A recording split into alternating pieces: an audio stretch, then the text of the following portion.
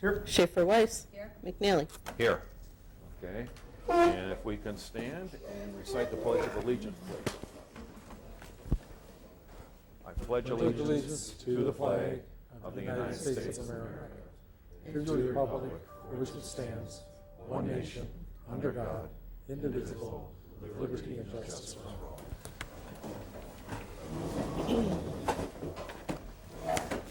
Okay. Lisa, can you Yes. advise us as to whether or not this meeting has been properly posted? The agenda was posted in the upper and lower levels of the Amundsen Community Center, the Hometown Bank, Cambridge Post Office, and the village website. Thank you. Thank you. Okay. Public appearances. We've got a lot on the agenda. I think most of you are probably here with one of the items, but does anybody want to talk about something that's not on the agenda? This is your opportunity. And And the agenda too. the agenda, public won't be invited up. during- Okay. All right. Nick has something to say. Yeah. Okay. Maybe he did. Come on up. You can come on up. Just a quick thing. Now that Brenda Newman, 716 Kansas Way, good to see you all. Since the couple things, I don't know if you guys have any control over getting in touch with Vulcan to clean up all of their building supply stuff that is like everywhere. The second thing is since Vulcan, or since our subdivision has gotten so big, I don't know what order or what we need to do to try to get some more like doggy pit stops, like the trash cans and that kind of thing. Because there's so many people with dogs and they're not picking up after their dogs. And I don't know if it's because there's not enough drop-offs or lazy or whatever, but Lazy. I'm with you. Call the sheriff. Actually, I'm gonna put up cams, little trail cams, so I Oh, can call the catch the sheriff's people. department. Okay. If you know the people. All right. I don't know who they are Yeah. That's all. specifically, All right. Okay. So- We can do that. but just in several places on the path, just to maybe help. So, all right, thank you. Okay. And I'm not going to have a long discussion, and I don't want to do it with the general public because this isn't the forum, but it's kind of tied in. I did receive, last week when I was there at the tree planting, one of the residents was concerned about the amount of debris that was in the ponds. And so I'm going to be working with Lisa. We'll call Vulcan to see what can be done, to keep that clean. Stuff is out there, and we're aware of it. I drove through the vineyard the other day, and it's a mess. Okay. All That's right. pretty bad. It's poor site management, Mark. Okay, all right, okay. The trees look great, if I have to say anything, the trees look great. The trees that they put in, the arborist guy, He's Yes. great. he's fabulous. Okay. His team that did it. All right, okay, thank you. All right, other, come on up, Nick. Nick Moss, Nancyville, good to see y'all. I'll be quick today. There's a lot of stuff on here regarding staffing, and we just wanted to come and voice our official support of the village actually reaching full staffing. I don't know if you guys remember, but we had a conversation over the summer where you guys signed a water maintenance agreement that was never actually administratively oversaw or adjudicated or completed. And in that same conversation, you guys also discussed how important it would be to reach full staffing, which I think is when Mr. Brunig joined as a director of public works. I think the advantages clearly are in favor of you guys as a village. I think that a lack of administrative oversight and a lack of full employment has resulted in massive failures in your plumbing systems for the water, as seen by your replacement of the iron system, filtration system, as well as the media. So a full staff allows people who have specific jobs, like licensed operators from the state, to focus on what they're licensed to do, like operate the water system. But also short staff takes those people and puts them into a public works role, which ultimately will cause you guys more money. Also want to touch on, just because it was brought up, our field is also littered with debris, as well as our delineated wetlands. We were planning on cleaning it ourselves, but if you'd like us to document that or not do that in case there is relief coming or a chance to give consequences because of the existence of such debris, let us know. Thanks for your time. Thank you, Nick. All right, others that would like to speak on items not on the agenda, I guess? Anybody here? Okay. Wasn't it said that this was our only time to speak? Yes, Mark. Yes. Yeah, and Yeah, it's gonna if be- you would like to come on up. Georgia, yeah. I thought we had this. I'm Georgia Gorky-Vanya, W9659 North Street, and I'm speaking as a neighbor to the parcels possibly being rezoned from village to conservancy. I take care of the woods at the elementary school, and we have studied our wooded wetland and prairie wetland to see just how much rainfall and stormwater they absorb. They are providing the whole neighborhood a great service every time it rains. The parcels being discussed tonight, the wooded wetland and the prairie wetland, are also providing neighboring residents with a truly important service by capturing and absorbing rainfall and stormwater. All the neighbors downstream or downhill in the Madison Street cul-de-sac and the neighbors on Townsend Street, they are all downhill from the parcels being discussed, and they have a real vested interest in these parcels remaining functional wetlands. The problem here is that the land stays, but property owners can move. And the list of permitted uses as well as conditional uses do not protect the land in any meaningful way. For the land to be protected, you need to put a deed restriction on the land. That stays with the land regardless of the property owner changing a conservation easement. I urge you to take this important step to protect the land that your residents count on to protect their properties. Mr. Brunig made a remark last night that was particularly alarming to me because he said he had invited Mr. Weiss to plant leftover trees there. And Mr. Weiss doesn't always plant native trees. He plants a lot of non-natives. Once they're in the woods, you call a non-native an invasive. That's what buckthorn is. Somebody long ago decided it was a pretty tree and brought it here, and you know, any tree with berries or nuts is spread by wildlife. So I would be very alarmed, since our school forest is so close to that woods, that we would very soon see other invasives coming into our school forest, which we work hard, really hard at keeping the invasives down. Lastly, I would like to leave you with this thought, that the land does not have an infinite capacity to deal with stormwater issues made by people who by now should know better. Thank you. All right, thank you, Georgia. All right, is there anybody else that would like to speak? Okay. Sharon Daly, Country Lane. I was here last night at the Planning Commission. I know that the rezoning from agricultural to residential was approved by the Planning Commission. And I just want to say that I think that this body should definitely be cognizant of the water issues that are in the area that is the proposed development, and every one of you should walk that just to see what it looks like in the topography. I think that the St. Pius Church has, many of the members have told me the difficulty they had when they tried to put the elevator in there because they just kept hitting water. And the people that are in that congregation say the back of that is always filling up with water. And I know that in the parcel plat map of where the houses are going to be, they want an easement for the wetland that's back there, which is the one that's directly like up behind the St. Pius Church. And so I just think that there's so many water issues out there that this commission needs to really clearly think about what a development back there could possibly do to impact the other neighbors, and that should be of utmost importance for any project that's going through in that area. Thank you.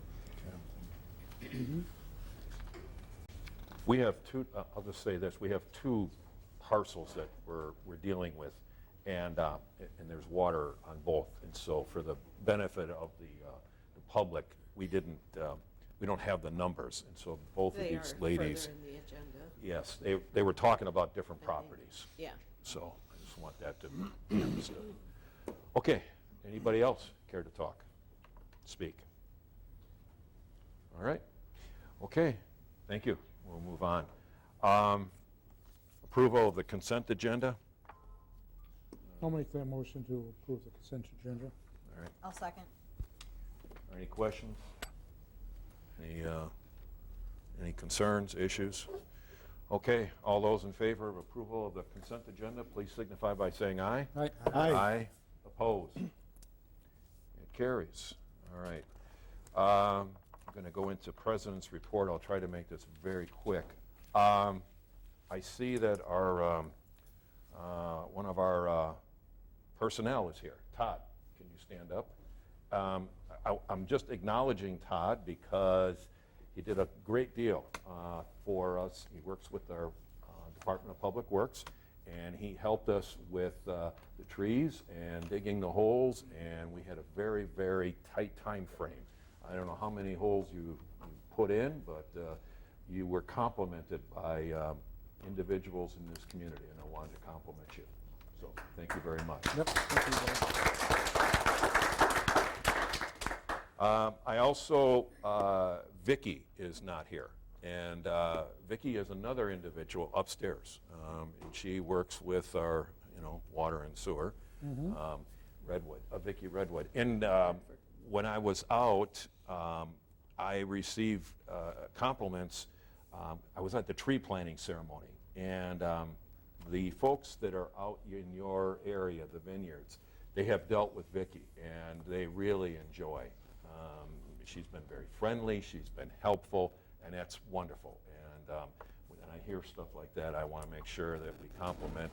I haven't complimented her yet. I wanted to bring it to the board and to this meeting.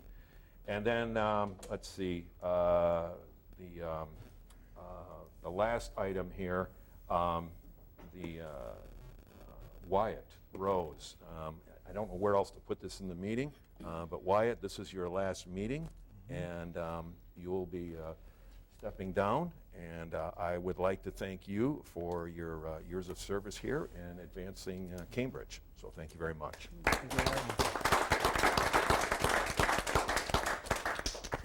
All right, that takes care of the President's report. Personnel Committee. The Personnel Committee met yesterday, and we went over the new Public Works Director. We had an interview, and that will be discussed further on down in the agenda. All right, okay. Plan Commission. Everything that was discussed is on the agenda later. All right, okay. Joint Law Enforcement. We just met, Thank you. had a couple reports from our police department, just a couple of different things kind of going on around the area, planning for upcoming events like Firefest, some things like our vehicle update. There was a traffic safety committee. Biggest thing I think, is it on the agenda for tonight, Lisa, or are we waiting for the next one? The court clerk is on the All right, so on the agenda, we're going to talk about a hiring recommendation for the court clerk replacement that we need. So. All right. Questions for Wyatt? Okay, village office updates. Elections has been the bulk of my time, as we had nearly 50% turnout, so it was a good turnout. Finishing up with the paperwork on that, there's always a lot to do after the elections as well as before, so finishing up on that. Continuing to work with the auditors, doing the final preparation for the PSC report to be filed, which they do on our behalf. And as you can tell, there's a lot of things going on if you look at the agenda, so that has all been very time-consuming Okay. on top of the election. And the election went well? It went well, We yep. don't, there's no, you haven't heard anything about recounts or anything like that? Okay, good, good. I see the room is back to its previous condition. All the plexiglass has been taken away, so good job with that, and I also, Dean, you've helped out on that, and yes, Dean Lund, you know, getting the election, and thank you very much for that. All right, appreciate it. Okay, let's move on to bills. You got them right in front of you. No, I know, but I'm Yeah. looking for, Chrissy usually handles this. Chrissy is out. The first run was $68,860.90. Second run was $16,307.56 for a total of $85,168.46. Anybody care to I'll make a make a motion? motion to pay the bills and set them up. All right. I'll second. Okay, any questions, concerns? All right, okay, roll call, please. Trustee Franklin. Yes. Whitworth. Yes. Kumbier. Yes. Schaefer Weiss. Yes. Rose. Yes. McNally. Yes. All right, thank you. All right, we had some unfinished business that we're going to try to take care of this evening. First up, response to a citizen at the last meeting regarding the previous village audits and the budgets. And since, Eric, you chair the Audit and Finance Committee, you may have a response here. Sure. So last time, there was a comment was that $500,000 went missing from the budget. Specifically, she made reference to the taxable base, which is incorrect. So before I go over all that, I wanted to go over what exactly she was referring to. We've got documents here. These are the village's audits. This one is from 2018. This is from 2019. These are prepared by independent contractors. So these contractors, although they are paid by the village, their job is to make sure that the village is actually accounting for their money properly, that your tax money is being spent the way it's supposed to be. So although it is village paid for, they're not really working for the village. They're not trying to hide money for the village, that's for sure.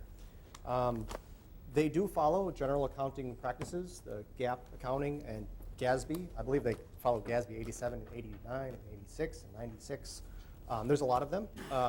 But specifically, they take the numbers that we provide them, they look through all of our data, they compile a report, which is then sent to the state, and the state has to accept our reports as being valid and legitimate. On that, the auditors have a bit of leeway in what they can do. So money can be categorized in a lot of different ways. It can be categorized as revenues revenue as in money coming in one category, but somebody else might say, well, that's not really revenue because you don't get to spend it. Well, in that case, we went and went back. So if you look at this audit here, this is the 2018. It's clearly not done by the same as 2019. We had different auditors. So between 2018 and 2019, we changed auditors from Baker Tilly to Hawkins Ash. Baker Tilly accounts for money one way, Hawkins Ash slightly different. So going to her point of where the money went missing, there are revenues is what she was looking at. So they're in your packet. You'll see several pages that I pulled out for you to look at if you care to look. And these documents are available for anyone to see if you'd like. But there are line items where what changed was what money was in the fiduciary funds category. So money that was in one category in 2018, Baker Tilly put in as revenues. So fiduciary funds are money that comes in to the village, but it's not really our money to spend, the village proper. It's not our money to spend. It's being held as a fiduciary agent for other purposes. The other, Hawkins Ash, looked at that and said, well, no, why are you putting that in revenues? That money is actually, since you can't actually spend it, it's classified it better elsewhere. So they pulled it out and they put it elsewhere in the budget. So the money didn't go anywhere. In fact, we lost a little bit of money between the 2 years. So there's fiduciary funds and government activity funds. If you take those two categories, combine them together, you get the final amount. So that's what you really need to look at, is that final amount of government activity and fiduciary funds combined to get your final amount. If you look at the two amounts compared year to year, 2018, the two fiduciary funds and government activity, put them together, you get $1,914,168. 2019, which is the year done by Hawkins Ash, you get $1,903,480. So if you notice, that's slightly less, meaning we brought in slightly less money because of revenue caps and all those wonderful things. So there is a line item where they did specifically show that they took $700,000 from one fund and moved it, and that is on page, I had it here. Page 11 of the 2019 audit, you will see an adjustment for $760,000 where they pulled it out of capital assets, things that were acquired during the year using financing loans. A loan isn't really an asset. You got to pay a loan back, so you can't really count that as a revenue because that money has to be paid back to people. So long story short, the money isn't missing. It's still in here. I will happily talk with anyone that would like to see these, since they're public documents. The village staff has copies, extra copies, and questions from the board? We received an unqualified opinion on these years. We do, and their opinion of us was that we were doing as we were supposed to. They really have, their job is to try to poke holes in our, they want to find mistakes. That is their job. So that they don't find mistakes is a good thing. So I'm happy that they have been able to produce these reports for us, and they have been accurate. They would not risk their own CPA licenses on giving false information to the public. They are contractors just like anybody else, so they're not going to defraud you guys. They're on your side less than they are on this side. So that's all I have to say about that. Okay. Lisa, does it make sense? We know the person, and do we want to call that person and just let her know that we have an explanation? I don't see her here tonight. It is in the packet. I know Chrissy has been in contact with her. I don't know if when she last talked to her, but. Okay. I mean, I just, as long as Eric's gone to this work, to Yeah. be able to, communicate that back to that individual. Okay. Eric, thank you very much for digging into that. Thanks. All right. Okay, update regarding the Koshkonong solar project. Sure, I can Yeah. take it. Yeah, I mean, it wasn't necessarily good news. I mean, it isn't good news in the terms of our opposition to the project. The PSC did approve the full project as it stands. We don't have a written sort of report of that. So what does that mean exactly? Is there an opportunity to appeal? We've talked with our lawyers. Lisa and I have talked to the lawyers. As of right now, we're going to hold off on doing any action until we see that, because it'll kind of define how much leeway or power we have depending on what they say for that. But as of right now, the application that was submitted was approved. So that's really my only update. Final written should be in the next couple weeks. Yeah. Yeah, I think the last PSC decision that came out, when it was Springfield, it took probably about 3 weeks before we saw the written decision. So. Yeah. Well, the solar company has a lot of work to do prior to. Yeah, I mean, this doesn't mean that they're going to start breaking ground tomorrow. No. I mean, there's still other things that have to happen, but as of right now, it is approved in the eyes of the PSC. So. Okay. All right. Thank you for your leadership on that, Wyatt. You've been the point person on that solar farm, and your termination here and in this, and it's all kind of, you're going to have lots of time, at home. Okay. I don't know if I would define it as time at home, but Well, you won't have this to worry about. Okay. You'll be busy, though. We're going to move on then to new business. We'll start with discussion and possible action regarding the sale of village land, and it's a request from trustee Cambier. What do you have here for this before we get started? I could start on this to just give a little bit of background about why this is an agenda item.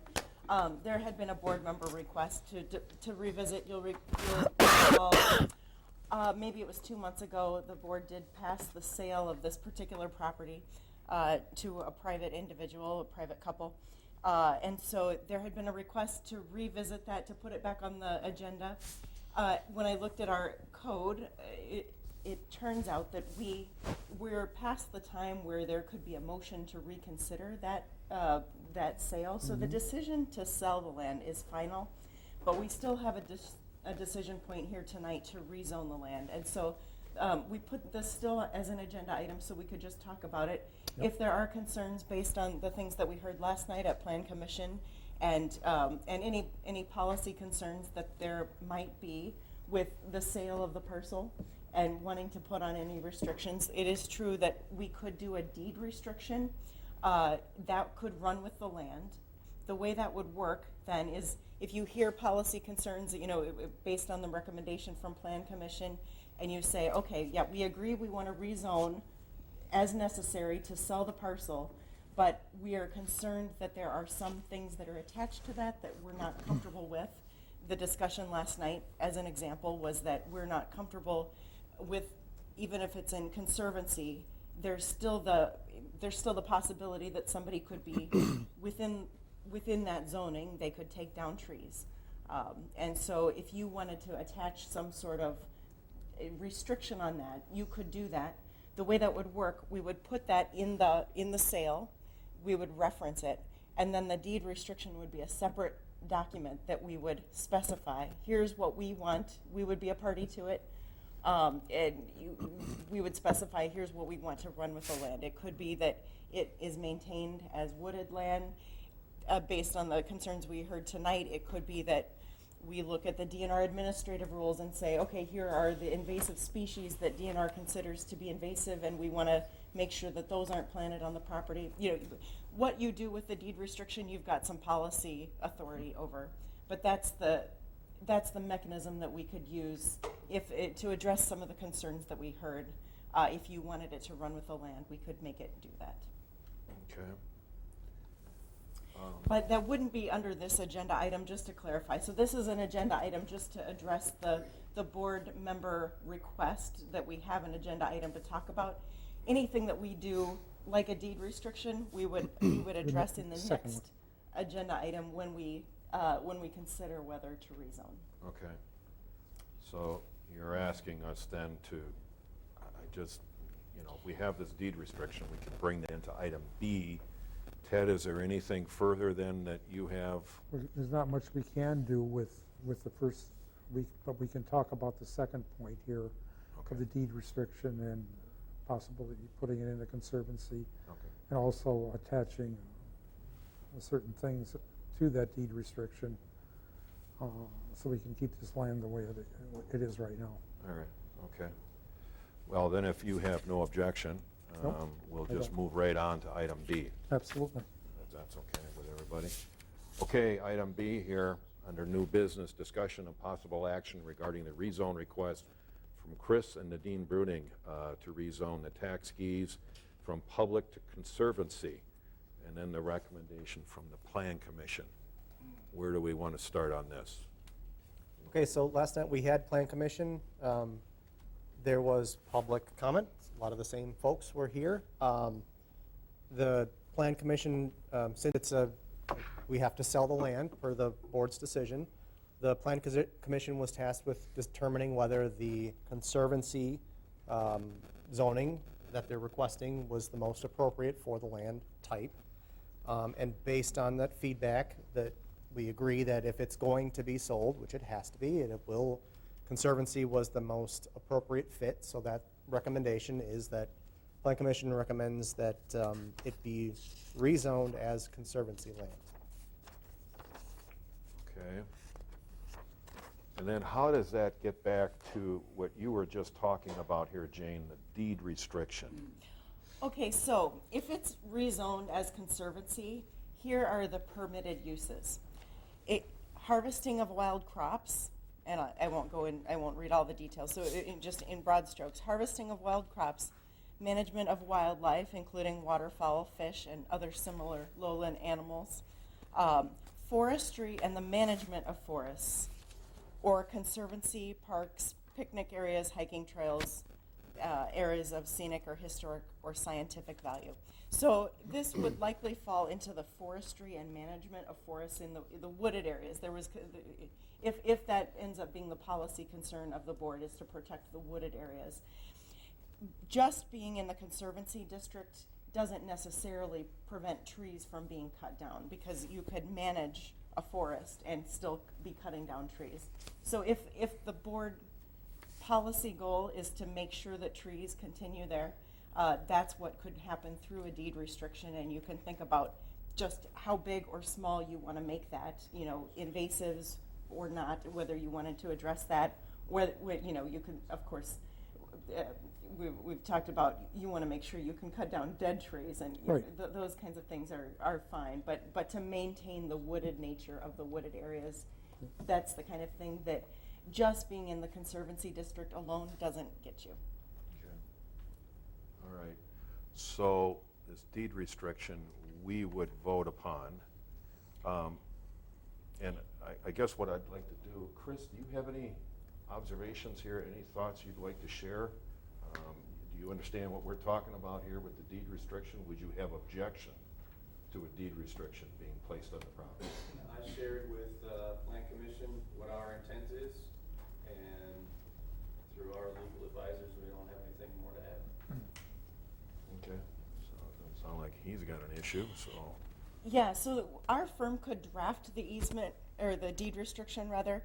It would be a separate document then. Easement is different than. Sorry, I misspoke when I said easement. I meant we could draft the deed restriction. But I would want to know just what parameters the board would want to put on that. You know, is it to preserve the wooded nature? Does it go farther? Does it go to invasive species? You know, I just want to make sure that while we're visiting that, if that is to be a motion, which maybe I should wait and talk about it until there's a motion that would place that condition on the rezone. But that's the kind of thing we'd want to figure out now. Yeah, I'm in favor of a deed restriction, keep it wooded, and to prevent invasive species from being planted. Whether it be trees or any sort of plants. You know, there's some invasive species of trees, like box elder. Right. And my feeling is take them down. You know, let the more mature trees like oaks, maples, etc., flourish in that area. Yeah, it would be unusual with a deed restriction if we made a landowner go and affirmatively do something. It's more restricting the landowner from doing things. And so I wouldn't say that we would probably make Okay. him go and take things down, but we could No. we could say that the things that are, I mean, to me it makes sense to use the DNR administrative rule. They update that from time to time to list, here are the species we decide are invasive, and if the deed restriction should, I mean, it should identify what are invasive species versus not, and maybe cross-referencing to the current DNR administrative code makes sense on that. So just, if this makes sense as an approach, then the deed restriction would say don't plant species that are listed in the DNR administrative rule. Yeah, I think that makes sense. That's fair. All right, do you care to make a motion? I have something to discuss quick. It was brought up to my attention last night that there was concern if I get hit by a bus was brought up, and then it would go to my wife, and then who's it? I'm not concerned about, the Brunigs and how they're gonna take care of it. I'm concerned about the sale afterwards. So if I could speak to your legal representative, maybe the best way forward with that is put something within that sale that states that the village has the right of first refusal. If we decide to sell, the village has the option to buy it back. That's an option if the village not a wants bad to option. do that. It's different than, I mean, if you want to make sure that this protection runs with the land, that's one option. If you want to have the option to buy it back, I mean, in either case, we probably want to do some restriction to assure that it maintains the wooded status. Well, I'll let the board speak to that, but we could still use the deed restriction to make sure that it stays in wooded status without invasive species, even while the Brunigs own the property. You have options. If you, depending on what your policy preference is, would you want to be able to purchase it back? Yeah, and I'm thinking at what rate, and so we're getting into negotiations here in an open forum. And that's a good idea. As opposed to a closed one. Well, negotiations, hey, if you want to auction, or you want to talk about this, what would you sell it for in 15 years? I don't know. So, yeah, if we wanted to pursue that option, maybe what we should do then is table the discussion on this vote. Yes. So that we could have that negotiation and, you know, it's a different, it's a different kind of discussion than what we have on the agenda. And so if that were the preference of the All right, so board, we we should table table that. this and act on it in a public notice setting. Okay. Just a point of clarification, though. Tabling this again? This has been moving, I mean, this has been drawn out and drawn out. So my advice to the board is if they want to do something that's not on the agenda, that is a different action than rezoning, then we should have it at a public noticed agenda item. That's only if that's their policy desire. I just wanted a point of clarification. The deed restriction, would that be attached to the bill of sale? Would it go with each owner subsequently or not? Yes, it would run with the land. We would put it in this sale, Right. and there would be a separate agreement that we would make, that we would record so that it ran with the land. Oh, Yeah. okay, good. Do you want to make a motion to that?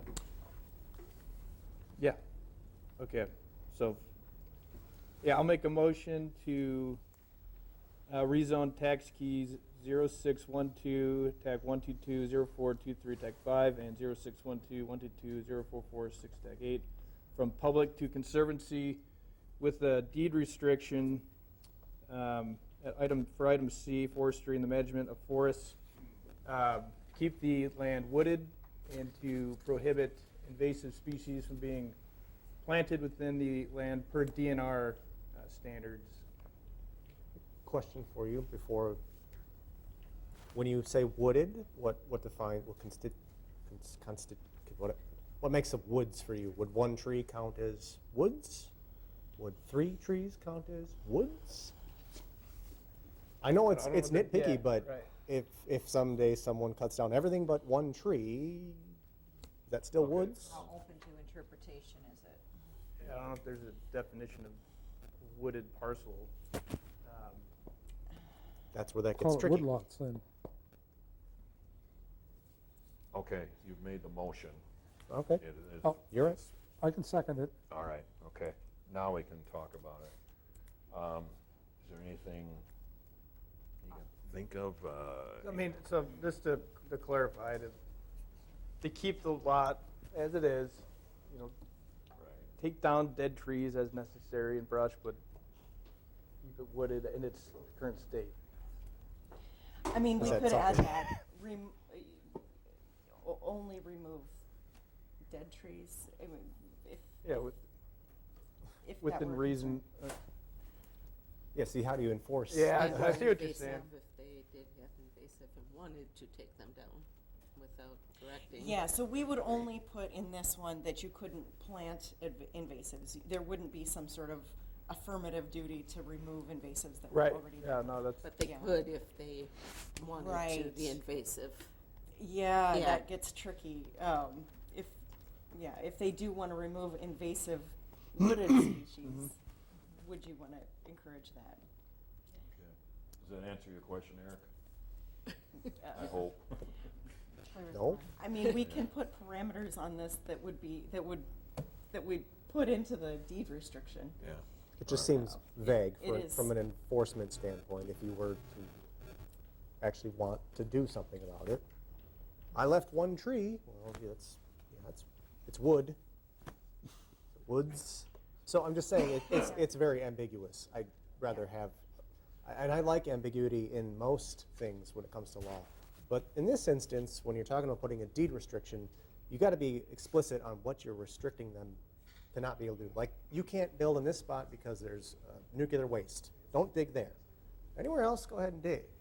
But you can't tell them, don't cut that tree down, just that one. But are you, I don't know how you would, can you tell a landowner that he can't cut down the one tree?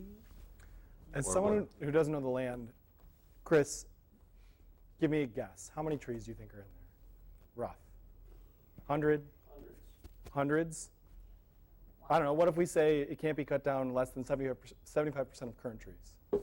Based on. I mean, if there's more than 100, I feel like Or- that feels pretty good to me. If there's 100 trees and they cut down 25, it's still wooded. I'm If they fine cut with them down cutting trees 50, down. I mean, that makes sense to you have to cut It is- trees to make Yeah, sure the That's what forest I'm is saying, healthy. is we leave it wooded, assuming it stays 75% of the current volume of trees. Would you do it by canopy cover? Because, I mean, I'm gonna that's ask our how. forester. I know, that's what forestry question. They would look at the canopy cover and say, well, it's about approximately Yeah. 75% canopy cover. You can have one big mature tree that covers a lot of this. Well, feel one like thing Jay that would have a good happens in this answer. area, Okay, all right. We're getting, I can see going even out. I mean, there could be a storm, and a storm could come through and knock most of the canopy gone, but the trunk is still there. Well, does that count as a tree that's been taken down or not? Oh, my God. You know, what we want to do is keep the property pretty much Okay. as it is. Yeah. All right, so before we go in there and set up new definitions and redefine funk and wagnalls on what wood it is, let's just go with the motion. Do we want to read it back? To approve the rezone of said properties from public to conservancy with a deed restriction to keep it wooded with no invasive trees planted per the DNR administrative rule on invasive species. All right, we got a motion, a second. Any further discussion? Call the matter to vote. Okay, all those in favor, please signify by saying aye. right? Aye. Aye. Opposed? Hearing none, it passes. All right, got that. Okay. Where that takes care of B, I should look at this. Okay.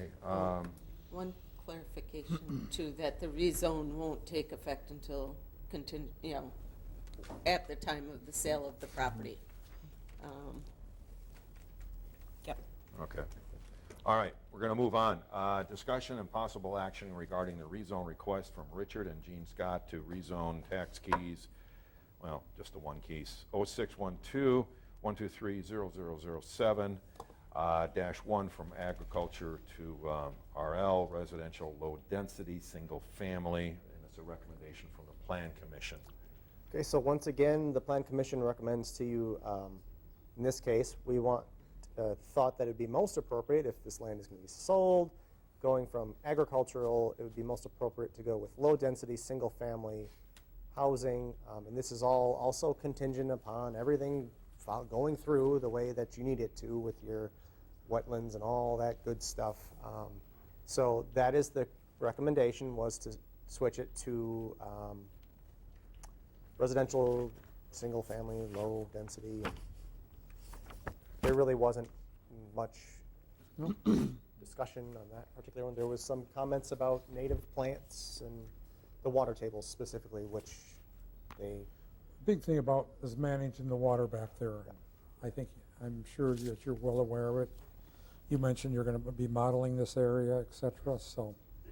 It has been modeled, and I. Sir, would you mind coming up and introducing yourself and use the microphone so we can record this? My name's Brian Hitchiski. I'm here with Rupert Milkie on behalf of the owner and the contractor. We have done a model. It has been resubmitted to Joe and Lisa here today with a new plan set. The boring logs that were done out there show a water table at about 5 to 6 feet. Our proposal in this property is to build up the road anywhere between 2 and 5 feet on top of the existing condition, which will put the water table lower. There are projected easements that are currently out there and more easements that we are putting in between the homes to allow for water to get to the existing pond. The pond is sized adequately. That's out there right now for a 100-year flood. I am confident with the utility installation from the contractor and obviously the stormwater that we will be able to take care of some of these issues that the residents are having. I can't say that, we're not gonna get a 1,000-year flood, because it happened in 2018 over in Middleton with 16 inches of rain in a 24-hour period. But I do know that based on the current conditions and the DNR approvals and requirements that they look at for the stormwater modeling, that it will be sufficient. and to remind you, Mark, all of that stuff would come later. Tonight is just the rezone from agriculture land to the residential low density. So any of that stuff will come later on, as long as we agree that that is appropriate. I'll make a So- motion to, let's see, change Scott Farms, the request for Scott Farms from Ag 1 to R residential, low-density, single-family housing. And to move forward with this, with the plans. Okay. All right, we have a motion, we have a second? Yep. All right, do we have any further questions? Any issues? Okay, all those in favor, please signify by saying aye. Aye. Aye. Opposed? Okay. We'll move on then here to discussion and possible action regarding the Johnson Street reconstruction Thank you. project. Okay. Oh, Joe. So we did just receive a confirmation that we did receive the LRIP grant that Chris Brynick had applied for in the amount of $29,499.68. That was for the Johnson Street reconstruction project. We would have 5 years to complete that project. So thank you, Chris, for applying for that grant, for your work in getting that. What we need to decide now is, do we want to go forward with this project at this point? MSA would have to get RFPs out in the near future to get that project done this year. There has been talk at Water and Sewer that being the older side of town, the pipes are older. Do we want to look to see if we would need to do any reconstruction of the utilities while the road is up? So the discussion, do we want to move forward now? Do we want to refer it to Water and Sewer, get those lines televised to see what shape they're in, to know where we're at? Just to add to it, like I said, a little bit, I think, like I said, this is meant for more of a resurfacing. It wasn't meant for a full reconstruction. This is the LRIP funds that were made available, and like I said, the effort of Chris to go to the meeting, set it up, and get awarded this amount. We just got the letter officially last week, I think it was, so now we can Friday. officially put it out for bid. Not loud enough, huh? So basically, with that being said, your options are like we just said. I can get it out right now, get it done, get the surface taken care of. But if there's some issues with your water main or sanitary sewer that you want to consider, I just want to let you know it will add some more costs, obviously not with the utilities, but the curb and gutter, things like that will be damaged. Because currently what we're looking at is spot repairs of curb and gutter. You got some inlets that look like they're falling apart or settling around it, so there is some spot repairs along with the surface treatment of the pavement. But more or less, it's just, like I said, a good thing that you have 5 years, but it's really up to you on whether you budget it for now or if you think it's better to look at it or bring it through the committees. And I think that's where the direction that we're looking for tonight. So, Joe, I think we should plan to resurface this area. All I want is to know what that sewer pipe is like down there, because we've had issues this last year, and I want to have it televised first, and a lot of times we can do the repairs even after the road has been redone. Yeah. So you're absolutely correct, depending on it, but what you're asking for is to ask staff, to direct staff to spend a little time doing due diligence to evaluate the sanitary sewer condition prior to surfacing it. So I agree with you that a lot of times there is methods of repairing sanitary sewer without excavation, but there is a chance that you could have something that could use excavation, that you might just want to direct staff at this moment to evaluate the underground utilities prior to doing it. Or we can just get it done as when they televise it. And or we ordered it lined and, get this work done prior to resurfacing. Resurfacing won't take place until July or August anyway, so. Well, and again, we can do spot repairs on maintenance, you're absolutely correct. I can get it out for bid if that's what you're directing me to do. And at the end of the day, we'll go through the Elbert funds. They will not be doing it probably even in July. My guess is closer to August, September. Yep. But then it's also that you're saying that staff should look at the condition of it. If there's any spot repairs, basically, we're not gonna be doing a full reconstruction, but basically to start taking care of anything Take care of the underground before we repairs that are damage, necessary. before the pavement becomes permanent. Yep. All right. Thank you. You want to make a motion? Put it Yeah. out for bid? Yeah. I make a motion to move Johnson Street and get the documents ready to go out for bid. I'll second. Okay. Anything else? All those in favor, please signify by saying aye. Aye. Aye. Opposed? Okay, carries. So we've got, if I'm not mistaken here, Joe, we've got $29,499.68. They're willing to help us on this. You've been awarded 29. Basically, let's just say $30,000 for the cost that's eligible, but your project obviously is gonna be closer to, let's just say right now, $100,000. So it's obviously a portion of it that you have to certify by an engineer, say that it's gonna last 10 years, blah, blah, blah, blah, blah, put it out for bid. That's the requirements of the grant.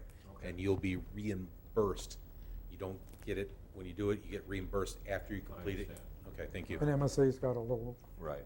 get Okay. reimbursed also. All right, so we've got that. We're moving ahead. The only thing else, the only other thing I want to say is, as long as Chris Brunig is here, Chris, thank you for the application. Yep, It's thank you, Chris. $30,000 that will help us maintain our roads, so. Absolutely. Okay, all right. Well, I see your name on the application, so that's good work there. All right, let's move on. Item E, new business. We've got this discussion of possible action regarding the hiring of a court clerk. Recommendation from joint law enforcement. Yeah, I can take a look at that. So the previous court clerk retired in end of January. Wendy Model from McFarland has been standing in as interim for the time being. We put out bids for a replacement. She was the only one that put in. So at the recommendation of both the judge and the joint law enforcement, we recommend to hire her. Okay, Not much more to say. all right. She's done very well, according to both the judge and police. All right, okay. Should we have the salary at the max at the $21? Yep, $21. Because she has all the experience. Yeah, Does exactly. that make sense? Okay. You want to make a motion? Yeah, I'll make a motion to approve the hiring of Wendy Model as the new court clerk. All A right, second. okay. Any other further? Do we need to have a roll call on this because it's the wage, or are we just all right with it? It's employment. Okay. yeah. All those in favor of hiring Ms. Model? Please signify by saying aye. Aye. Opposed? Okay. She is now on the payroll. Okay, let's go on. Discussion of possible action regarding the Public Works Director position in the Personnel Committee. Chris, what can you tell us? We met yesterday, and we interviewed Todd Lord, who was here. And it was a good interview, and we had a discussion, and I would like to put forth at this time recommendation for hiring Todd Lord as Director of Public Works at $26 an hour, which would also go up with the water certification modules that he completes. Okay. We've got a motion. Anybody care to make a second? I'll second. All right. Any discussion here? All You right. do a great job. All right. You ready for this water certification, sir? Okay. That's a big one. Okay, we've got a motion and a second. All those in favor of hiring Todd Lord as our Director of Public Works, please signify by saying aye. Aye. Aye. Opposed? Todd, congratulations. Thank you. Looking for good things there.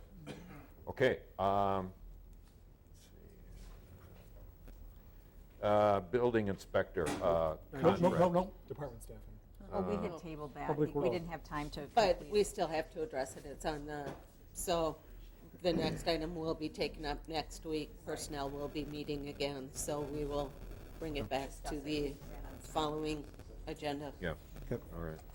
Okay, item H, discussion and possible action regarding the building inspector contract. Is this you, Lisa? Yep. So, as you know, our former building inspector had resigned. I have reached out to Safe Built. They were interested. They have been, we did sign a temporary contract. They've been working with us already.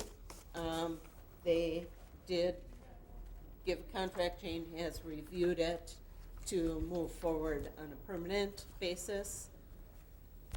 They have asked, right now we are at a 80%, 20% where they get 80% of the permits back as fees. They have asked at this time we do 85-15 and work with us to redo our fee schedule to bring us a little more in line with neighboring communities, and at that point then go back to the 80-20. So once they're on board, we start working with them on that. And I think it's great. Okay. What do you have to say on this one? Safe Built's a really good company. I think they're going to do a good job. Is there any discussion about lot grading enforcement?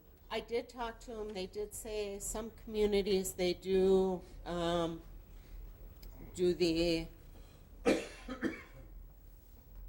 the foundation heights, do that right away. They do have some communities where they do request the as-builts and verify. So we could direct what we'd want them to do on those. That's really all we're asking. Yeah, and That's a if we good want That both portion or, of it, you know. There's other things, and, but I think they'll do a good job doing the inspections versus what we had before, so. Don't we have some houses that are either about to be built or permits being taken out that they might be coming in on right away? Say built? No. I thought we had something. Most lots have had permits pulled already. Most are almost at completion. Yeah, but I'm thinking elsewhere. There wasn't anything else, because we didn't want to go too long without a building inspector. Well, partially, it's more than just new homes. It's people coming in wanting to put up a fence that have to do remodeling. You know, it's not just new homes. All right. So we But have there had could be people some come final in. inspections coming up and stuff like that. Yeah. That's a perfect time to check to make sure the height of the foundation was done properly. Okay. All right, we have a motion on this? Anybody care to make a One other question. So who's going to be the Cambridge building inspector? Right now, I've been working with Dave Hendricks. Dave? Okay. Now, any option to get Chris? Probably they're just going to assign someone. I mean, they're all good. Yeah. So it Dave doesn't is matter. who we've been working with, that we've been sending anything we've gotten to date is going to him.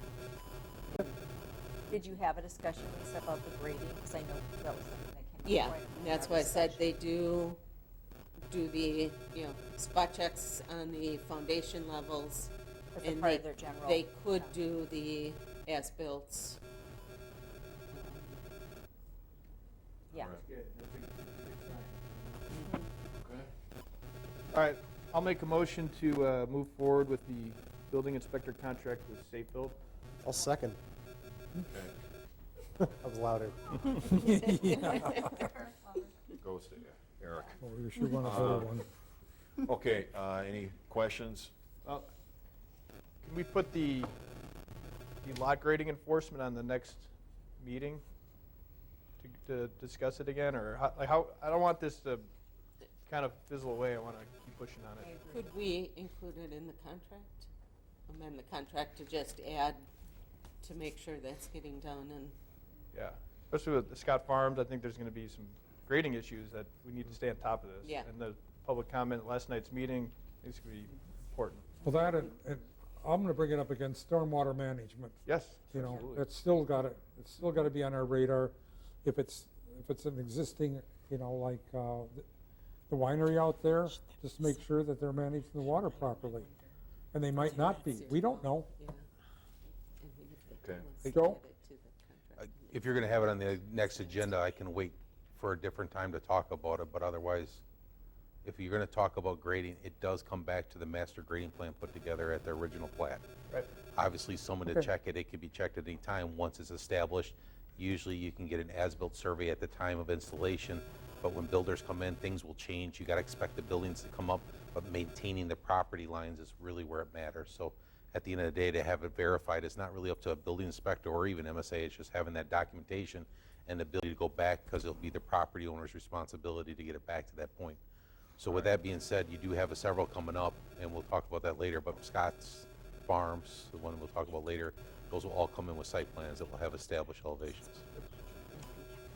May have to bring that back, because that's gonna exceed what we're talking We about just here don't with the forget it. building inspector. But that's exactly what we're looking to do, Joe. So.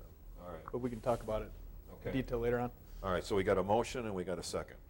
Yep. I'll call the item to vote. All those in favor of engaging as our building inspector, please signify by saying aye. Aye. Aye. Opposed?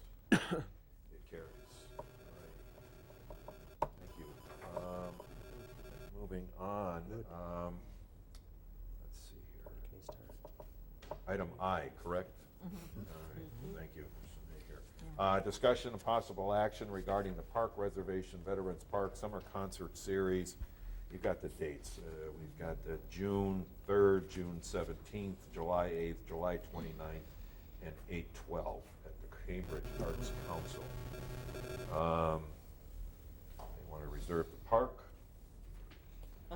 In your packet, there is, as Officer Lawrenson said at the Joint Law Enforcement Committee, he is going to be meeting with Lori Strauss more on the Firefest planning, which is on the agenda as well.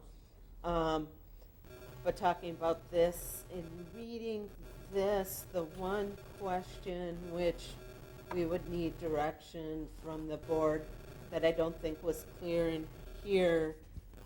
In the past, they had pulled up onto, first they had the temporary stage, and then they built the stage that they were pulling up on the park. We did request that they try using North Street and just parking on North Street, closing off that one block, which I believe worked well. So the board's direction on what they would prefer, using North Street rather than pulling on the grass and So having the stage on the street?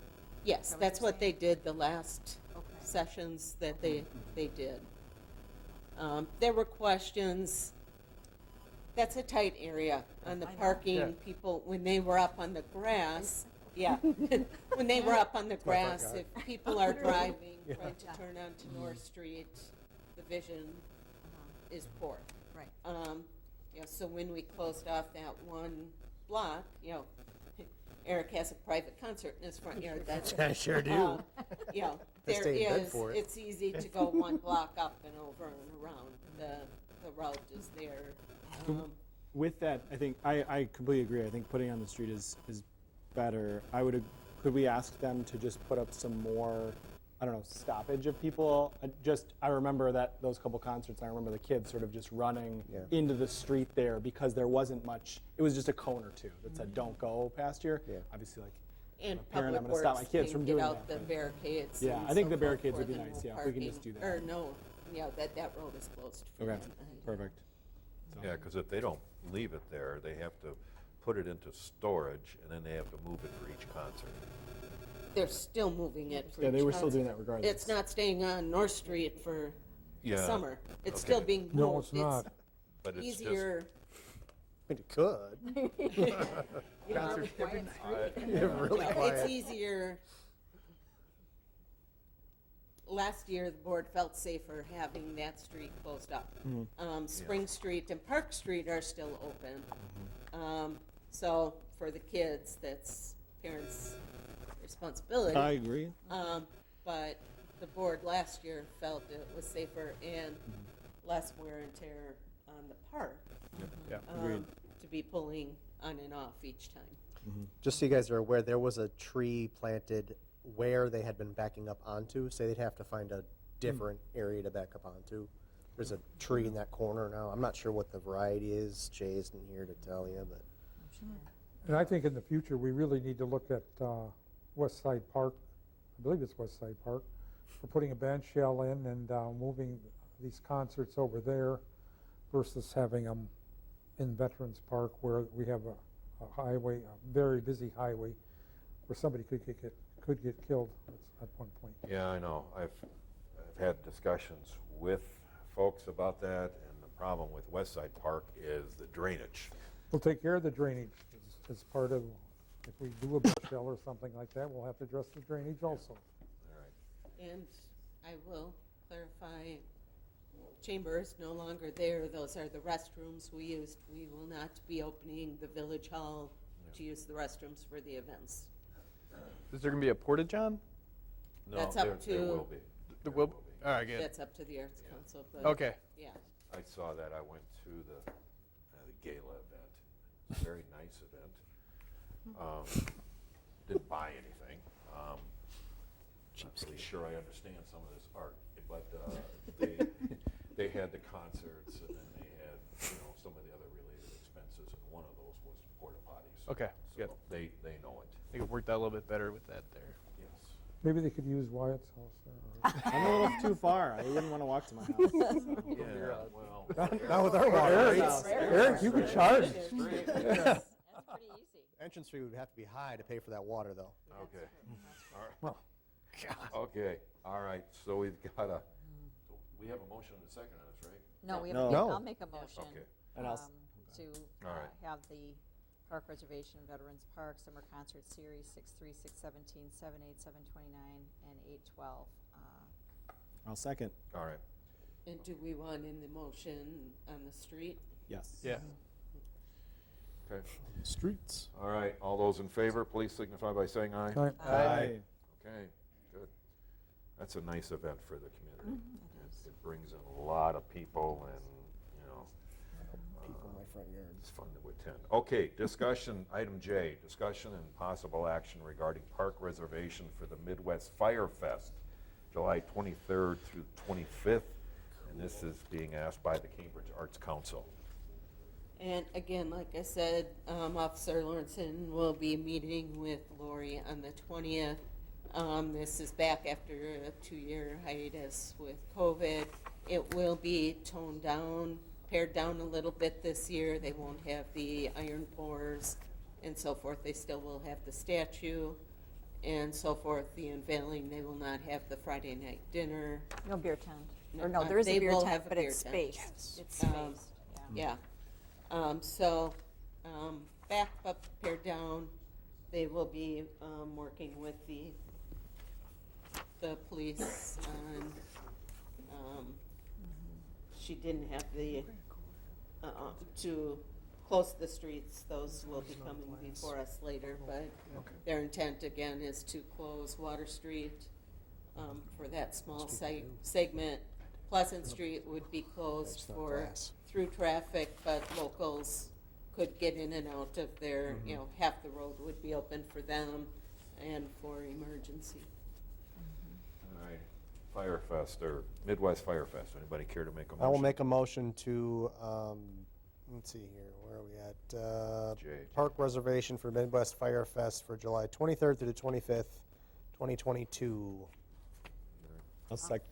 All right. I'll second. Wyatt's going to second. I'm a little slow here, I Chris. guess so, slow. Okay. All those in favor, please Quick. signify by saying aye. I can say it afterwards. We'll vote. Aye. Yeah. Aye. Aye. Aye. Okay. Just a thought for future. Is there any reason why they couldn't do the concert up where they're doing the Fire Fest in a similar way, like rather than down below where there's water problems? Like That's just what I'm take the, trying I to don't know, get the at. parking there or something at the park, or I don't know, block up part of the street, just as a similar thought. I mean, obviously for future years, but I mean, if we want them to move it where there's somewhere there's bathrooms and more space, there is equally amount of space in the upper portion of West Side Park as there is at Veterans Park, honestly. I mean, and it's a lot safer because we don't have a highway and essentially four roads around it. Playground. And there's playground equipment. 'Cause That what too. happens is the little kids, they start playing on the monument up there, and you have to kind of.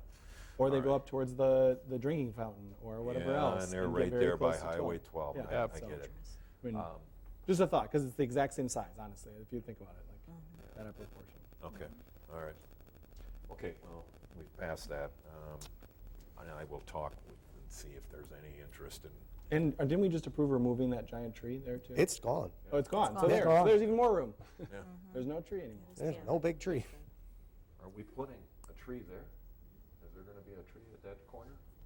There is a tree.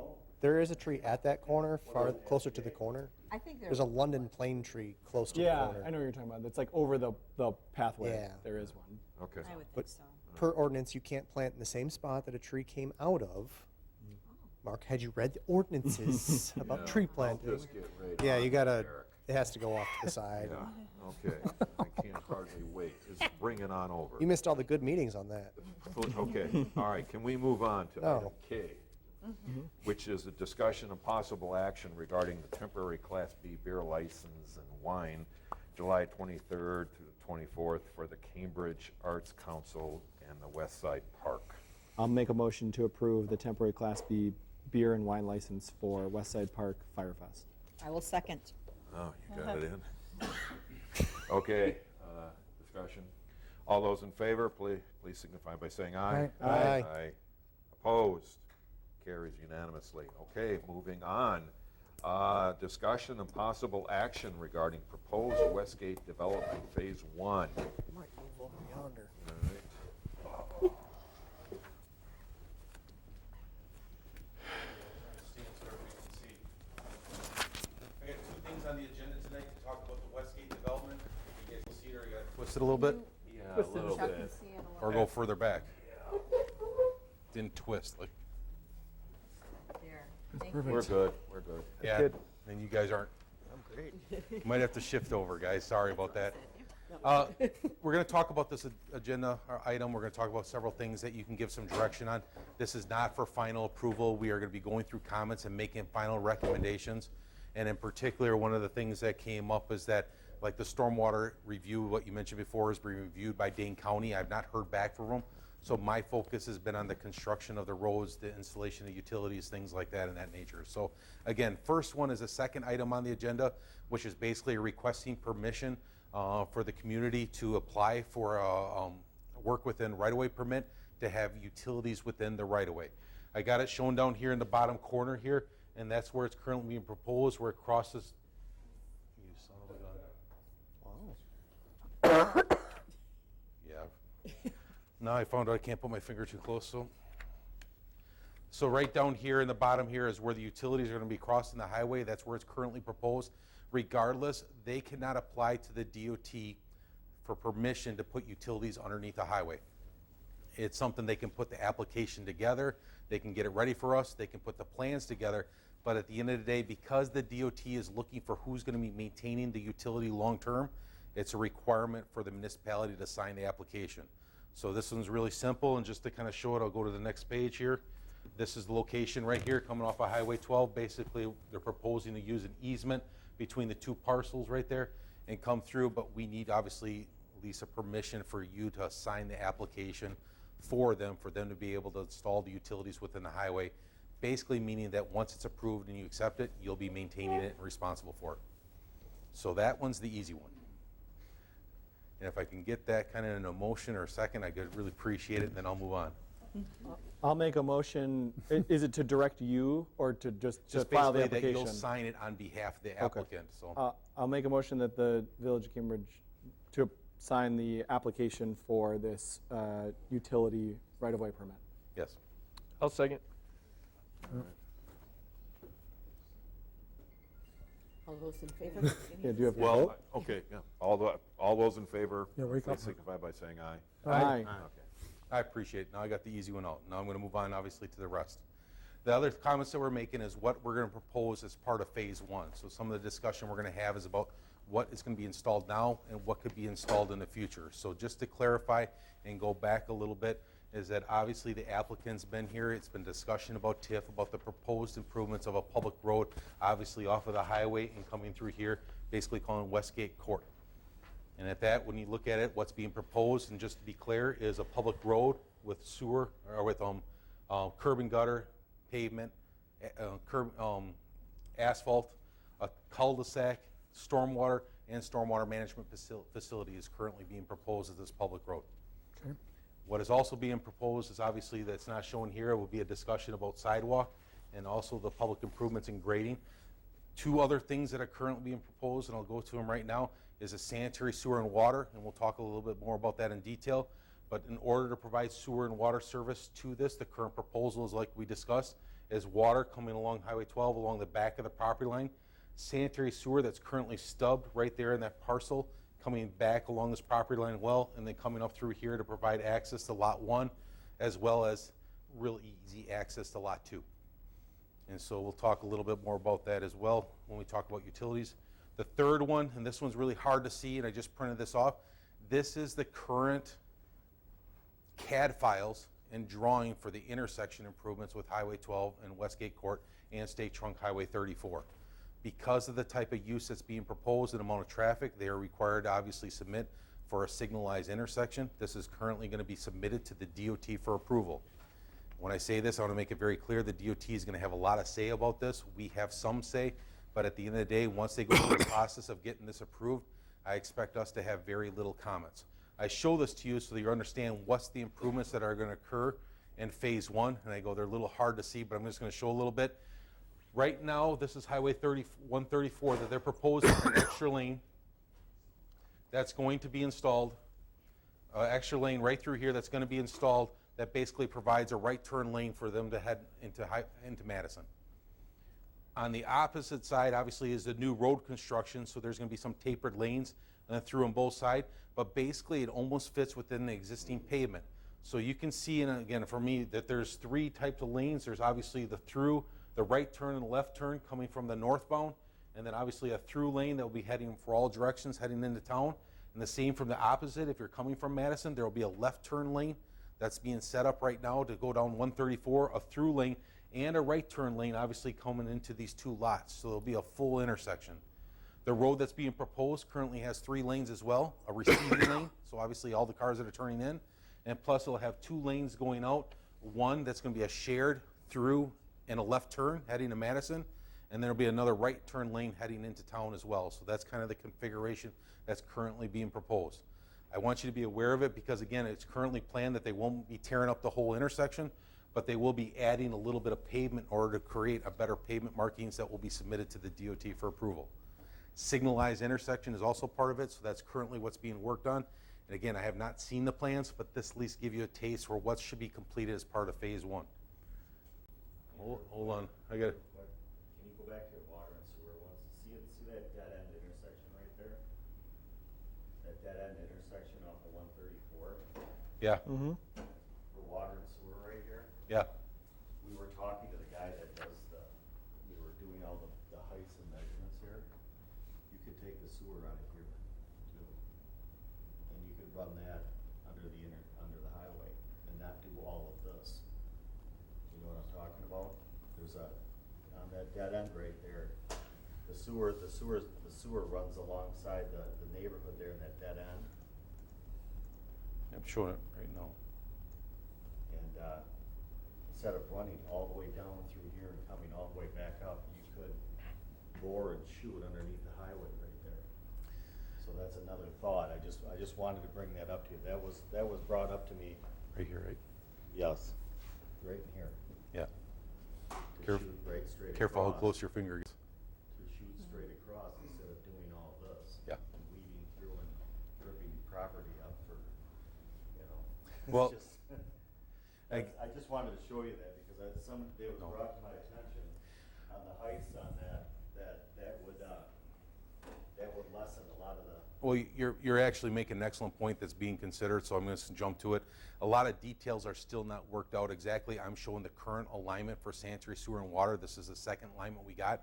We've also had discussions about the exact thing, that with the location of the water and sewer that's located here and determining, or it's not quite determined yet, exactly where, how much of that intersection is going to be torn up. It may be more beneficial to us as a community to look at having water and sewer coming through this area as well, just as you alluded to, but they have not had a chance to review their options.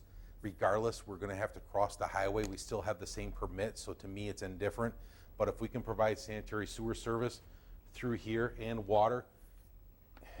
Again, I don't want to get into weeds because this isn't really critical, but if we got water that's coming through here, if I could do it like that, you have 4 dead-end water mains located directly across from this. And we know there's going to be development that occurs on Lot 2, that if we find a way to improve our water quality through here by doing this, obviously we'd have to require some easements and stuff. It's just something that we should preserve as well. So we're looking at these options, but at the end of the day, those are things that will get worked out in the final design that we're going to come back for approvals. Okay, Dean, you had your hand up, or? Just an observation here, and Todd and how we developed this, but we spend all this money on a bike trail. How do we get bikes over to the quick trail? Well, let me lead right into the next statement, huh? That's why we're here tonight. So honestly, that's part of it. That's But my suggestion too. what I wanted to cover is at least you guys get an understanding of what we're proposing, what's going to get done. So with that comes into the question marks, which a lot has to do with sidewalk.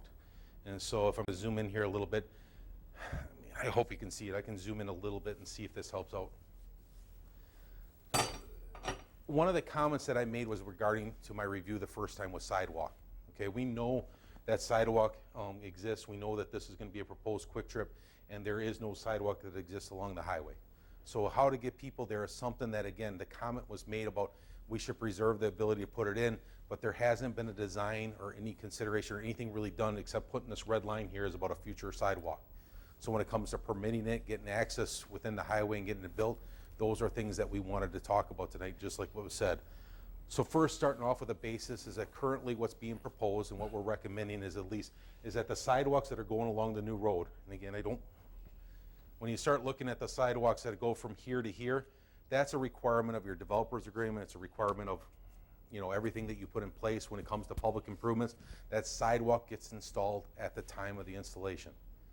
One of the issues we had is that if they only installed sidewalk from here to here, it goes to nowhere. It has no benefit. So when you put it in, yes, it'd be beneficial to anybody that might be walking around the residentials to the quick trip that could be installed here, but at the end of the day, it doesn't connect it to the community. So we looked at this route that possibly comes through town and obviously ties up, and that's where we kind of went is how is this going to proceed? And so what we kind of want to show you a little bit, and I know I'm going to have to zoom in when I get down a page here, but here's where it currently ends.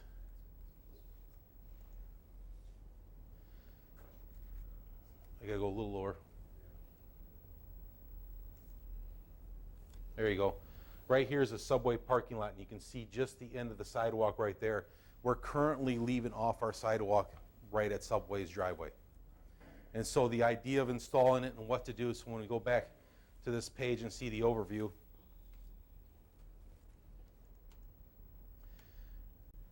this is outside of their plat. So once you get around this corner here, it really is an area that's not subject or not within the limits of what's currently being developed. And so some discussion became is like, should we set aside, should we plan for this installation, and when should it be installed is kind of one of the main reasons why we're here tonight, to be able to discuss what is the best approach. To cut to the chase, to be honest, what came out of it with our discussion that we had with the applicant is that because this is outside and because it goes across the existing quick trip, the difficulty installed with an existing business that's going to be vacated and eventually relocated to here, the timing of installing this stretch would be a lot easier being done at the time when the new installation of the new quick trip comes in. And that would be my recommendation as well. The TIF money that we're setting aside for it, which is again is something that's been discussed already, there's talk about how to make this available to the community when it's time to do this. And in order to connect onto this, like I said, I could see this being a very easy time to do it right when this one is being relocated from here to here. Again, traffic-wise, driveway-wise, active business, trying to match into existing parking lot, it's a lot easier to install that when there's nothing going on. Secondly, we also have concerns when we get in this stretch. Again, it shows a nice red line, but getting it permitted, not only by the DNR and the DOT, are two of the biggest things we have dealing with us because there is wetlands located along this. So this won't be an easy process, even though it's just a small stretch of sidewalk. Finding that location, maybe dealing with wetland fill, depending on what we have to do in order to get it a safe distance away from the highway, gives you time in order to establish that so that we can get this built, let's just say maybe a year or two from now. So we talked about different ways to fund it. Obviously, there's going to be a pay-as-you-go TIF, which I know you guys probably talked about, but putting money aside for this, that could be under your escrowed funds or your ability to use in order to get that done is probably the best way to make sure that this gets taken care of. So what you're saying is that the TIF can cover where the new road will be, that sidewalk, but it can't cover what comes out onto 12 and 18 Oh, and yes, then goes yeah. around the corner. No, that TIF can cover that It cost. can cover that too? The All the pro- way to where the current Quick Trip is too? Absolutely. Okay. That is a TIF eligible cost because that TIF is benefiting directly with the connection from here to here and it easily can be justified. Okay. It can be included as a TIF cost, but because it's a pay-as-you-go TIF, the applicant is borrowing the money and getting reimbursed. So he is going to borrow money for this sidewalk and then give it back to you at your discretion to use when it's appropriate. Make a little more sense? So who's responsible for the sidewalk then? Right now, the cost of the sidewalk would be the responsibility of the applicant, which he's going to be getting back from the TIF district, but the installation of the sidewalk, depending on your direction, could be the responsibility of the community. You'll just be using the money taken from the TIF in order to do it when it makes sense. So you're taking construction responsibility, but you're not taking on the cost responsibility. We will make it, I will be recommending that this become a TIF eligible cost, because when you look at a sidewalk right here, it's like, okay, maybe it's 30 or 50,000, but the permitting process, the approval process, and possibly the acquiring of wetlands, which is at $90,000 an acre, we have to set some more money aside just to make sure that we can cover that cost. Which we have based on the TIF. The TIF looks like it's going to perform, the money could be sitting there, and again, it could be at your discretion. But part of it is that if you don't see the need for the sidewalk, this is something that I want to make sure this decision is made by you as a board. I really encourage you to look at the comment that was made before, the connectivity of this sidewalk to make sure it's connected, and then possibly we're going to talk about how to connect it into your new trail next. Okay. Joe, you have a question here from Nick. I got two questions.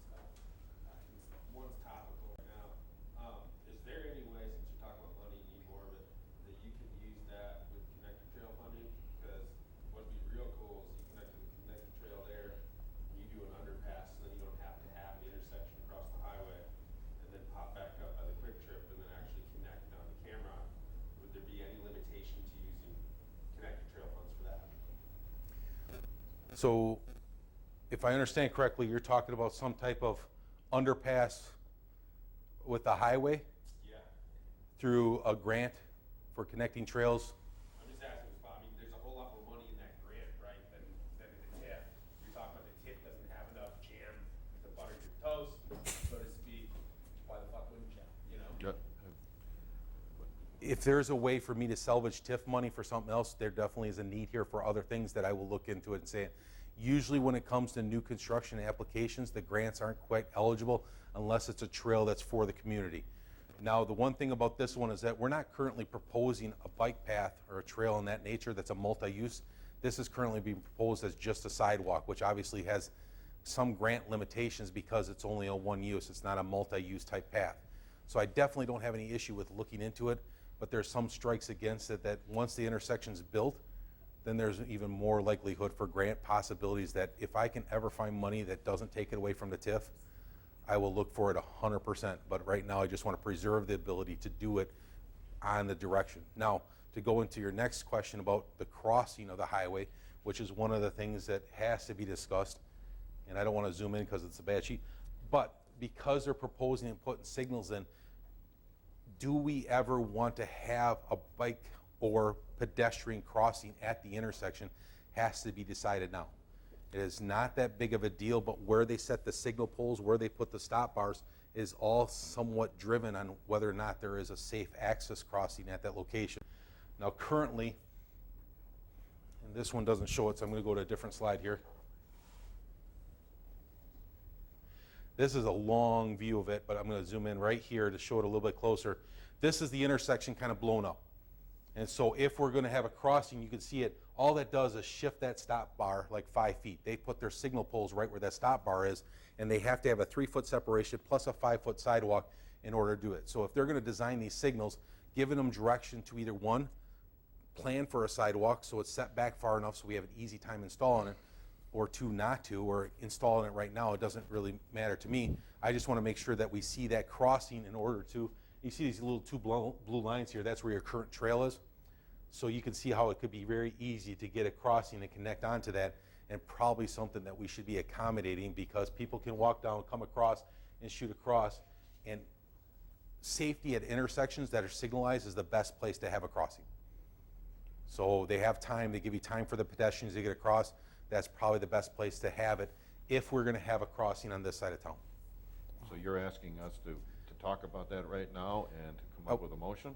Well, we'll get to the motions and what it is, but I do want to make sure, one, we have direction that we want to plan for a sidewalk out to this new development, and it might create a commitment to you at some point with TIF funds or grant funds to install that, to get it out here. And two, before they get done with their design, which they're not there yet, so it's not really a big deal to modify it, to make accommodations for a crossing across the highway in their design that's going to be submitted to the DOT. So those are two things I want to make sure we're on the same page, because it has in the comments and the plans, engineer says do it. Well, this is your direction on what you see. I would definitely recommend this, because I don't want to see people walking on the highway, where if we accommodate it now, plus we have a funding mechanism, I think it's important that you guys consider it. Okay, so let's just stop right there. How do we feel? I think it's imperative. I think it's a Yeah, good idea. agreed.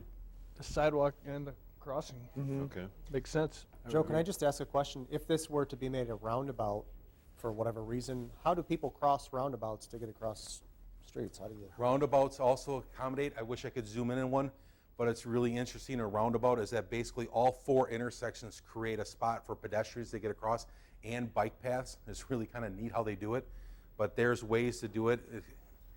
People either like or dislike roundabouts, I'm just telling you, but then it's like a four-way crossing that you accommodate, and with the yield signs, it's right there. You'll have the crossing just in front of the yield signs typically, where people are typically crossing. Right. That's even better for pedestrians, because slower speeds and stuff coming in, and people know where they're coming from. This will be quite a big crossing going across, but that's how they usually accommodate them. That has yet to be decided, right? That's out of our control. Right. Roundabout versus signals, so that it is going to be a signalized intersection. They've gone through all the TIAs that are necessary for it. The DOT, and I'm putting words in your mouth, but they have signed off on a signalized intersection. So now they're submitting the plans for approval to build that. Okay, so it's basically. So the, You've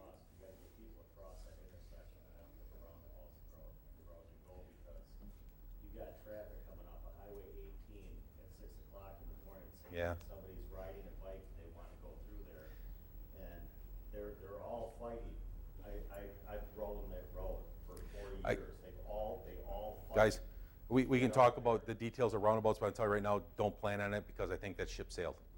So something's majorly going to change if we go back to roundabouts. So don't worry about it. It'll be signalized. We should accommodate for pedestrians. I am proposing it on one side only. I don't want to have it on both sides, but that's something that we worked out with the design. Just because, again, if we have it on both sides, the receiving end over here is a bunch of blank area. I really would rather have people cross and get to your trail as soon as possible. Okay. Sorry to bring it up, Joe. The only reason I brought it up, I think that signalized intersections are easier for pedestrians to get across, in my personal opinion. If there's big flashy lights, you know. Okay, do we, what? well, I got a question. So the intent of this is to connect the bike path, right? There's gonna be a lot of people on their bikes. Can they ride their bikes on a sidewalk, or does this need to be a bike path? Yeah, that's a good question. Because if it's just a sidewalk, I don't know, are they allowed to be riding their bikes on the sidewalk? It's also for the residents on that side of town. But Right. yeah. Just recognize this, guys, right now, okay? Just watch this agenda also and go like this. All right, I'll tell you right now, do you have a comprehensive bike path plan for your community? So I'll tell you right now what I see. You have a beautiful bike path right here and having connectivity. Can people ride their bikes on a sidewalk? Can people walk their bikes on a sidewalk?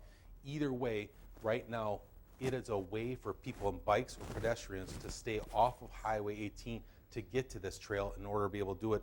And it definitely accommodates people that are walking through here. At the end of the day, you have a bike path that goes and it stops right here. It's no good either.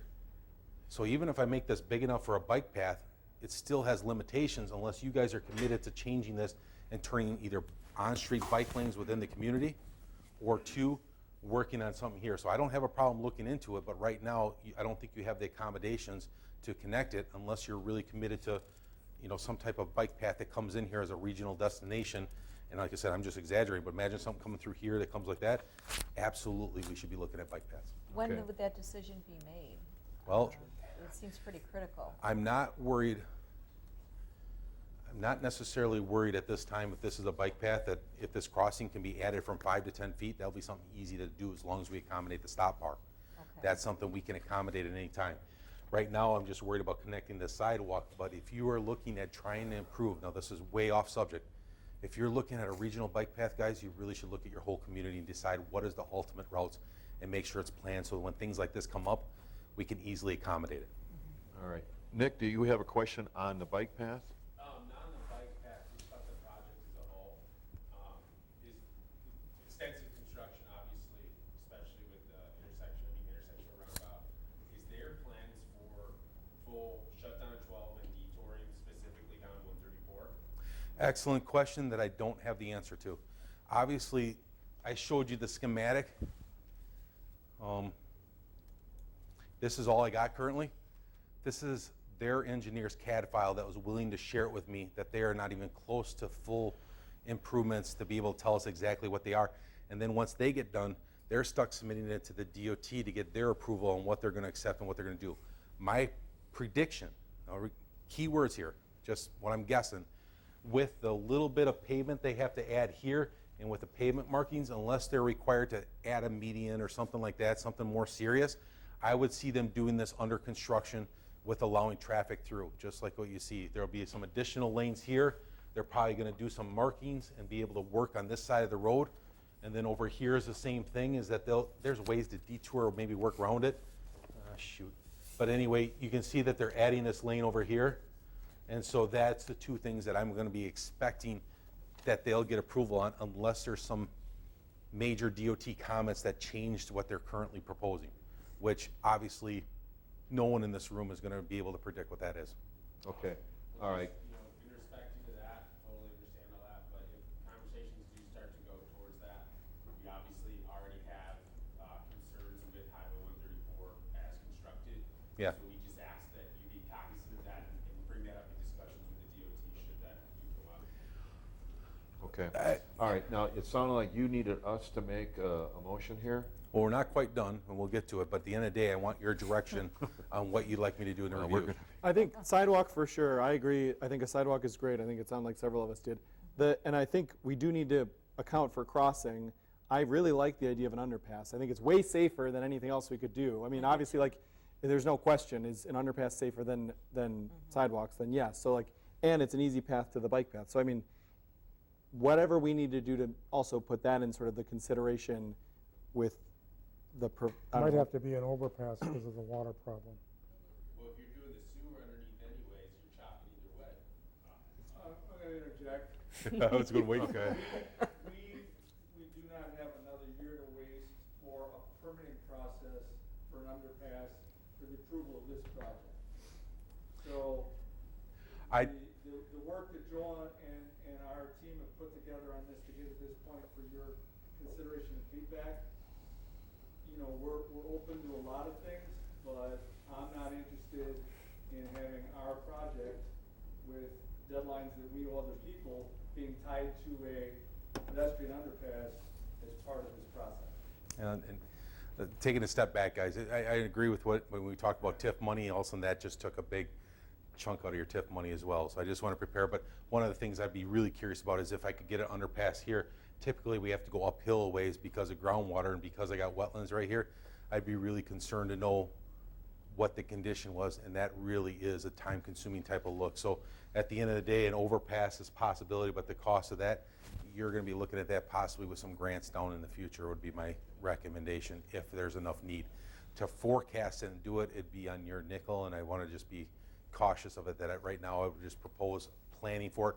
We're not even proposing to install it at this time. You in a year or two can look at doing it, but right now I just want to accommodate a crossing just to make sure that we don't rule that out. I don't disagree with it, but I think, and I hear you, I think I'd still like to just know what that entails, just so it doesn't, I don't know, we build it as is and then we have lots of accidents or other problems because we have an intersection for pedestrians to walk across and a bike path connection when we could have done something more. And we do have the money. I mean, with the TIF, the way the estimates came, it'll end early, and there's only so much that's being accounted for. Fair enough. What can we use it for as like an overpass? If an underpass wouldn't work, then an overpass, something there, so. I'd be happy to look into it. I just want to caution you that Yep. it'll probably be up in this area in order to make it happen, so we get high enough ground and have the ability to get the right encroach, because I can't just dive down right to it. I actually have to come out and create a crossing. Okay. The ones that I've been involved with are very interesting, but I can at least ask the questions and find out, but I don't want to give you any false hope that I'll be ready for next year. Okay. Don't we have this 200-foot setback from the ATC wires? Yeah, that's okay. Yeah, I'll look into it, but with the setback for structures and stuff, but from a road, and I'm assuming that that's not going to be quite an issue, but I don't know what the requirements are for ATC. You can't build a permanent structure under that 200-foot overhead easement. What I'm aware of is that you can do stuff at grade, basically, as long as you stay within a half a foot of what it's currently at to not create it, but typically you can still have things that are allowed that, as long as they're close, but I have not looked into this easement at all. I'm not aware what the requirements are. That's something I'm gonna have to follow up on, but you're right, there is usually issues with ATC easements. Don't touch their poles, that is true. Okay. So, last couple things to kind of talk about it, and I just wanna make sure, the cul-de-sac, I want to make sure everybody's aware of it, but that's being proposed currently as a temporary cul-de-sac. I want to make very clear is that there was an intent that possibly a road could go off to the northwest. Obviously, there's concerns about that looking ahead in the future based on what the current use is being proposed out here. So at the end of the day, one of the things that we're concerned about is that because it was sized for a temporary cul-de-sac, it was planned for a temporary cul-de-sac. It's got no curb and gutter. It's just got pavement that's mounted up because it's only going to be there for a short time. I would like to maintain that is my recommendation, but I would like the onus of replacing this with a permanent cul-de-sac that meets your ordinances, which shows like a 96-foot cul-de-sac, that would be constructed at the time when Lot 2 comes in. There are also sidewalks around that.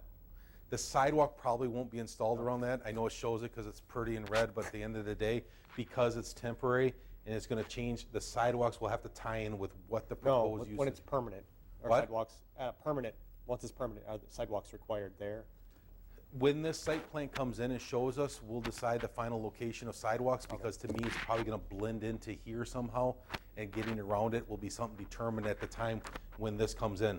Because of the utility location, which is something I was gonna talk about as well, they are proposing it currently, contingent on us looking into it, along this wetland, because there's a 75-foot setback that can't be utilized except for stormwater management and utilities and things like this, that with this area here is currently the location of sewer and water to provide service, that I could see a cul-de-sac being set permanently offset over top of the utilities to meet your ordinances.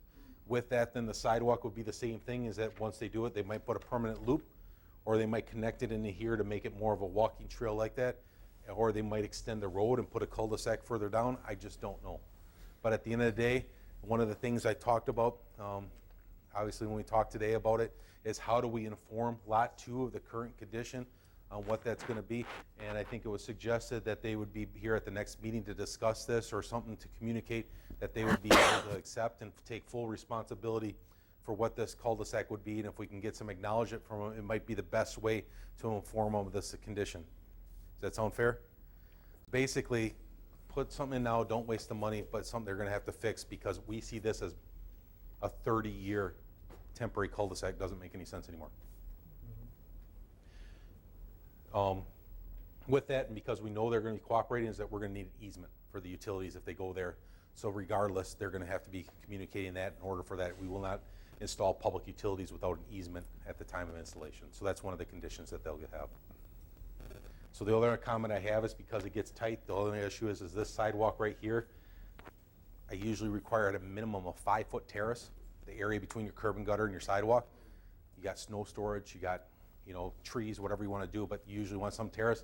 It's awfully tight right here, so I want to make sure that we communicate with Quick Trip that we might have to install sidewalk later if they don't give us the right of way, or work with us now to get installed, because I am recommending that this sidewalk along this road be installed with phase 1, and the only thing to hold off on is that connection along the highway. Can I just ask, this looks very flat, but I know that the site is quite hilly, so can you talk about the way that would have to be managed with the the hills and the slope of the road and all that good stuff. Oh, I guess I don't have that sheet here anymore, but basically what you're referring to is that there's contours, there's a mound, so everything comes up to the high point where the road is.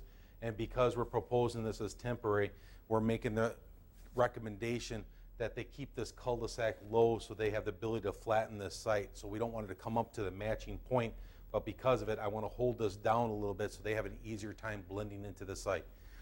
We had an opportunity since our meeting that I have talked to their engineer. We had a good discussion with them, and they're going to look into it, but one of the conditions is just to have a discussion and match that cul-de-sac into this site to allow them more flexibility to hopefully develop it when they come in. So again, it's a lot of detail in it, but that's why I like the fact that this is temporary, but it really comes up at a 2% slope and matches in currently where it's at, and that is right at the high point of this site. So I kind of want to have it lower so they have the ability to flatten it out for homes or condos or whatever they're installing.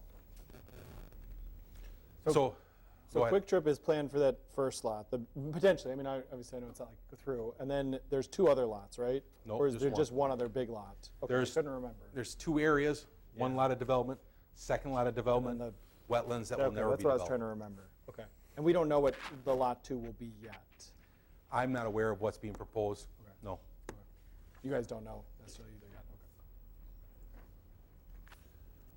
Okay. So, just quick, if I didn't cover anything, give the chance for the applicant to make any comments. Is there anything that I missed? No, I just let the air out of your tires. You what? I won't get mad at you, I just let the air out of your tires. We're good. The one other question I have, that this is a bit off topic, but I'm just trying to remember in my brain as over this past winter, the snowmobile trails, where do those pass through around all of this too? I don't know if you guys. I thought they went They through do part come of this, up right? on the They highway. cross at some point around here because I always remember seeing the thing they use to flatten it all They run do through come up here. along the highway into the Yeah. Quick Trip parking lot. That's what I right now. thought. Quick trips are usually a stop for. Which I guess, yeah, I mean, if the Quick Trip's moving, that's the new stop. So then they'll just have to figure out where they go from there. So, okay. It's not a big deal. It's more just, I was just curious. And then we'll have solar panels to the west of that anyway, so don't worry about it. All right, okay. So basically, I heard enough discussion that I think it's going to be a recommendation to follow basically what I talked about tonight, is that we are going to, the installation of the sidewalk, hold off on this, but use TIF monies in order to complete it, accommodate a crossing in order to connect to the opposite side of the highway is what I'm hearing as a recommendation from this board that we can support. And then I'll proceed with finishing up the plans and communication with the potential Lot 2 owners. Obviously, in the meantime, that we'll be able to follow up with you with final plans. Obviously, stormwater is something you talked about tonight that's important to you, but it's something that I have not heard anything from Dane County yet, so I have no comments on that and can't help you. All I know is that it's coming. All right, so you're comfortable with what we've shared with you? You don't need a motion on this? Unless somebody disagrees with the statements that I said and would like to see something different, I have heard no one say that we shouldn't accommodate for sidewalks. I know there's discussion about making this into a bike path, but at the end of the day, I would encourage you to start looking at your overview bike plan before you start making changes, because a bike path to nowhere is not good either. All right, do we have anything further? No, Nope, let's- the crosswalk, don't forget the crosswalk. Crosswalk is going to be accommodated. Your decision. I'm not requiring the applicant to install the crosswalk. That'd be something, if you want to take on, you could do at the time of this installation, or you can do it on your own. It'd be really easy to do it at this time, but there will be a route, just like what you see here, determined, but that's all to be able to set the signal poles, the bases, and account for it. So that will all be included with the design. It just won't be installed until you guys decide to do it. I think it's imperative that we have a crosswalk to get over to the vineyards and the businesses, not really the business, but there's apartment buildings there. We have to be able to link that. There's just no other. Well, I think we plan for it, even if we end up moving an overpass further down at the Yeah. very end of Quick Trip, having it set back, people are inevitably going to attempt to cross there. There's a bike path there. Yes. Even if we don't put a crosswalk there or sidewalk across the other side, they're going to see, I'm here at the Quick Trip or at this end of this road, and there is a path right over there to a road and to a bike path. People will walk there. So I'd rather have it be set back and just be planned for, whether we do it or not. Obviously, I wanted this to be decided by the board, not by me, so this is perfectly what I needed. Okay. That's all. All right. Thank you, Joe. Appreciate your time. Okay. All righty. That takes care of that. Let's move on, because we still have We have to move, a we good have to chunk vote on here. something now? Correspondence. We have 2 items in here. Lisa, the DOT intersection control evaluation So comments. tied to this is the documentation that we got from the DOT on the metered intersection. All right. Okay, want to look at that? And then we also have the Cambridge Foundation grant. Yep. Looks like we were successful. We did receive $10,000 to be put toward the storage shed improvements. That's out at the dump site, and $10,000 for siding and gutters on the well house. All right. Nice. And thank you to the Cambridge Foundation for their continued support. All right, upcoming meetings. April 13th is the Library Board, the 19th is Water and Sewer, and the 26th, at the end of the month, we will be convening again as the Village Board. And New we did add Memphis. personnel on the 19th as well. All right. Oh, yeah, that's before water and sewer, right? Yep. Okay, I would like to request that one meeting gets added at some point, and that's the audit and finance. A few things I wanted to talk about, so. Okay. It doesn't have to be, we can wait till the new board comes on, but there's some things I want to discuss. all right. Okay, we've got future agenda items, questions, referrals, organizational meeting. Wisconsin State Senator John Jagler will be here to give us about a 5-minute update. ATV, UTV discussion, Arbor Day proclamation, No Mow Day, No Mow May, and the road project. Do we approve the No Mow May, or is that just for future? You know, I thought, Last year, we did a proclamation. But are we but this is to put it on the To next put agenda? it on the next agenda. I'll give my support. I won't be here. I will do it. all right, well, yeah. all right. Wyatt brought it to us last year. And then I'll also be talking, I think, just an update on the parade and what's going on with that. Two items I noted also that again, I'm not going to be on the board, so you can choose to just ignore me completely, but I'm going to put them out there anyways. For audit and finance, I was just thinking about adding either to foundation grants or just budget more poop bag stations for the vineyards. So I know we got a grant, I think, for, did we get a grant or did we just put it into our We budget did for the get ones some- in town? We did get some grant money for park, for I think- park equipment. Yeah, and I thought we I used it think- for the poop bag stations. I think that we just Yes. added in the budget. Did we? Okay. the, What? Yep. Couldn't hear what you're saying. Oh. It's the poop bags. Poop, yeah, I Yeah, kept those- hearing yeah, poop, those but I little was. Audit and stations. Do you remember? I mean, we Yeah. talked about it last year, and we were gonna. Yeah. It was already budgeted in at some point, so I think we just budget again at some Okay. point. So the other thing was, I don't know if this goes to Planning Commission or what, but the regional bike path, sort of Cambridge bike planning. I liked what you said, Joe. I think we should have more of a discussion on, like, maybe we bring in our folks that are sort of for the connector trail and stuff. What is the plan here? What is our route that we want to have through Cambridge? We've got a lot of projects coming. We've got our TIFs already. How do we plan for this rather than just sort of, I don't know, it seems very organic right now. Yeah, What? we do have, we do have. Well, there is, but like, if we want to connect it all with actual bike paths, what is it on that route? Is it is it something new? What is it? That So, route goes up Yeah. into that dead end, Mhm. and then they can cross right there. yeah. Yeah. So having something more like planned out for the next couple of years, I think would be good. I don't know if it goes to planning or public works or wherever, so. Well, we got a closed session. Something to just add somewhere, so. Again, I'm you can making- ignore me because I won't be here, so. Okay. Last suggestion. I think it's a good idea. I can talk with Steve We'll be Strauss. back in a year or Bob so. Sale off on that. Okay, anything else? Yeah, real quick, for all the debris in the vineyards, so are we gonna reach out to them and give them an opportunity to Yeah. clean up? We have in the past, usually we do get some decent response, and then it turns around again. I'd say we give them Um, Do you have the contact for Justin out there? I do not have contact with them out there. Yeah, I know Scott used to be one who would reach out to them as well. The new, I do. It's pretty bad. So Yeah. I would say we give them a deadline, and if they don't clean it up, do we even have a way to enforce I it? don't know that we do. Only if Fines? it's a new, I mean, does it rise to the level of something that's a nuisance? I would say yes. Yeah. It is bad. Like, it's all Getting in the over waterways. place. Okay. It's pretty bad. The wind likes to In the- spread it around a little bit. Is this stormwater management within the vineyards? That's still owned by them? It's new home. No, there's Debris, there's isn't the there? debris. The debris from the new homes being built is blowing into the Yeah. retention ponds, and The slobs. It's all over the place. I think, it's I think everywhere. that pond is ours. Yeah, the That pond. retention pond. Yeah. And it's on the Dancing Goat property. I mean, it's Over on the other side. it's on the Rick. It's everywhere. It's Yeah. I was They kind are? of shocked, and it's getting worse. So Oh. I think it's a nuisance, and I'd like to be able to enforce it. Give them the opportunity to clean it up. If they don't, we hit them with a fine.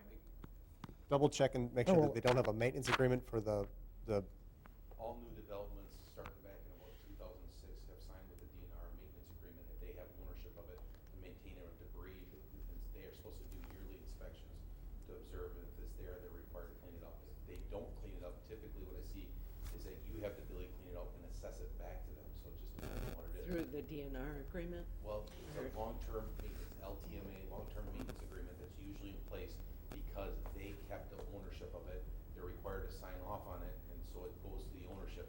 They typically fall apart because then it falls off the developer and goes to them. But then you as a community usually can step in and assess them the cost of the 36 lots that might be tied to that stormwater management facility. I say that because I commonly see that in so many communities. I have no idea if that's what you guys did. I'm just telling you that's a very common practice. I don't that they're required to do.